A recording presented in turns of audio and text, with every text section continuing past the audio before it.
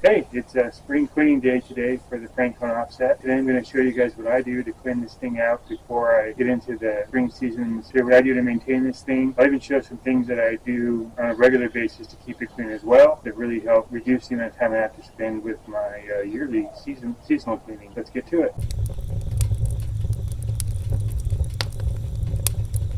We may as well just start with the Firebox first. The most important part of any offset is the Firebox. So you go ahead and get this cleaned out. I never really ever leave ash in here. Ash actually will promote rusting and make your Firebox rust faster than it should. For me, after every cook, usually like a day or two later, I'll come out and scoop everything out and get all the ash out. I left it in here for my last cook just so I can show you guys what I do. One thing I use is an ice scoop, and then I use a shop vac to vacuum out the rest of it. Here's the ash that's in here. Not a ton of ash, but I have this lip right here that keeps the ash in.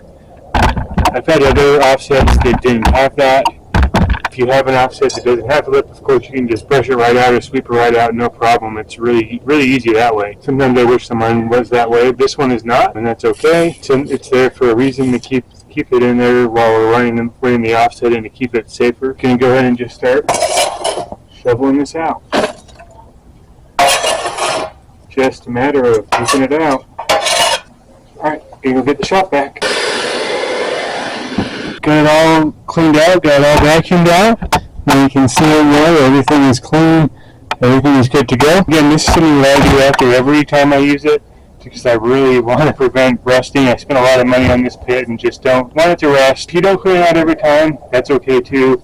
Just make sure you clean it out regularly, at least once or twice a year. Get the ash out of there, keep your Firebox from rusting out. Something that I forgot to mention is that I did take just a terry towel here, and I actually wiped top of the Firebox down, just knock all the soot off. I don't do that every time, just once a year. Just go in there and get the soot off the top of the Firebox. Next thing I'm going to focus on is Smokestack here. What I'm going to do is unbolt it, look down it, inspect it, make sure there isn't a whole lot of soot building up. Soot can restrict airflow, but it can also be a fire hazard as well, so make sure I get any of that out.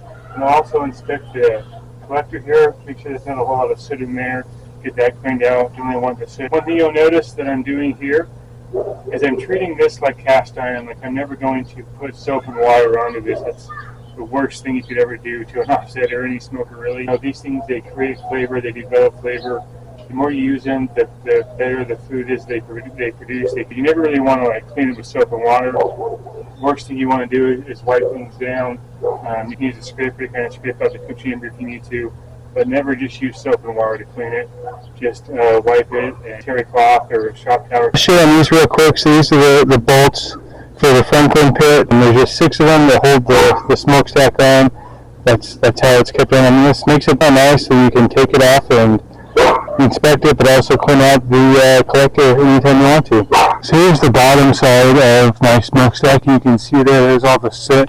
It's been building up. It's going all the way through the cook chamber. Not something that I want, so I'm going to go ahead and clean all that out. What I'm going to do, the idea that I came up with is just using terry towels and my broom. Just going to take it and just kind of shove this through here and get as much clean out as I can. Let's come look over here. So yeah, we got all kinds of stuff coming out of here now. I'm actually going to run and go grab some gloves real quick. Now that I've gotten some of this muck loose, I'm going to just pick this up and see if any more is going to pour out.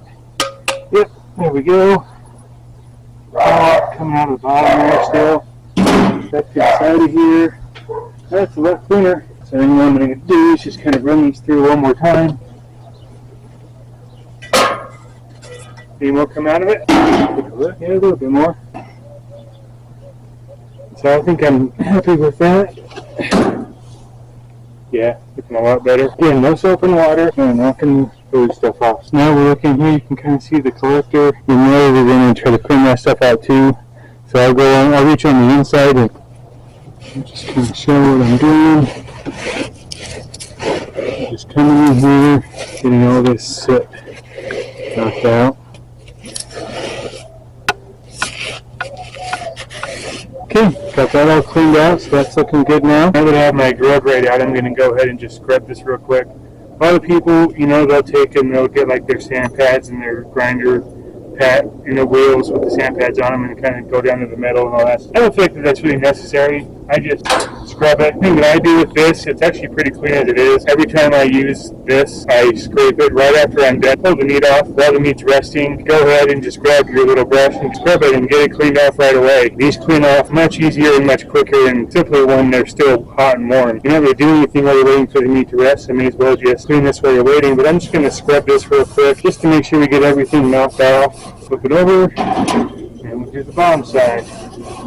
If you just do this every time you use it, it makes it a lot easier. If I didn't do it every time, there would be a lot of stuff caked on here, and I may have to get a power tool out to actually clean this thing. The thing is the cook chamber. No soap and water here. Don't want to ruin any of the flavors we're creating in the smoker. Want to make sure all those flavors we've been developing, we can keep them. Still, I just have a clean cooker. First thing you notice, there's some soot buildup on the hood. Just go ahead and use this to knock that down.